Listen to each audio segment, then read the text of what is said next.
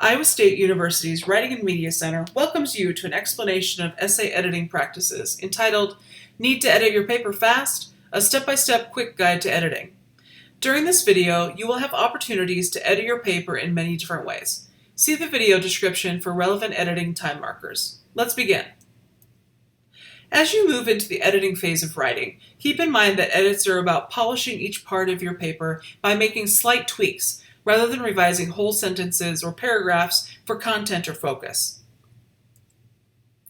Editing is a finishing stage in the writing process, but certainly an activity that can occur multiple times throughout writing any particular piece. To fully polish your paper, you can follow these steps. First, check the overarching structures of your paper. Then, check for transitions between your points. Follow this check with a full silent read of your paper. Meanwhile, edit to fix inconsistent verb tense, fix any incorrect punctuation, tweak your language's tone to match the text's purpose, switch sentences to active voice as appropriate, correctly cite every source in text and at the end. Then, read your paper out loud if possible to check for the even flow of your language. Once you've done these first 4 tasks, you could ask a friend, WMC writing consultant, or family member to read your writing.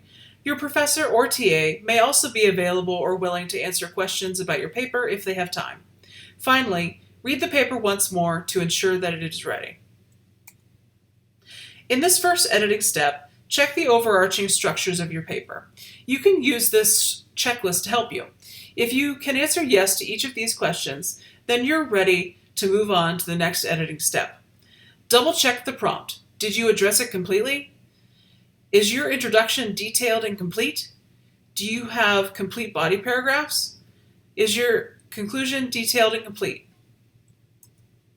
In this second editing step, read the beginning of your paper's sections, paragraphs, and sentences. Identify where you have any gaps in flow and incorporate a transition. Note that transitions can happen at the end of a paragraph or at the beginning of the next, though they are more common at the beginning. In the third editing step, read your paper silently and make edits. Once your paper has consistent verb tense, correct punctuation, a tone that matches your text purpose, active voice, and correct citations, you can move on to the next phase of editing. In this fourth editing step, if possible, read your paper out loud to check for flow. This step is particularly important if you are writing for a speech or any other text that requires oral communication. As you read, add punctuation, be that a comma, semicolon, or period, to spots where you pause significantly. Take note of sentences that are very long. You may need to break up those a bit to smooth out your writing. In this fifth editing step, you could bring your writing to a friend, communication consultant, or family member for further feedback on your writing. Another person can give you valuable new perspective on your writing. We, at the Writing and Media Center, are also happy to provide some feedback on your text, no matter what stage you are at. In this sixth editing step, do one final read-through of your paper.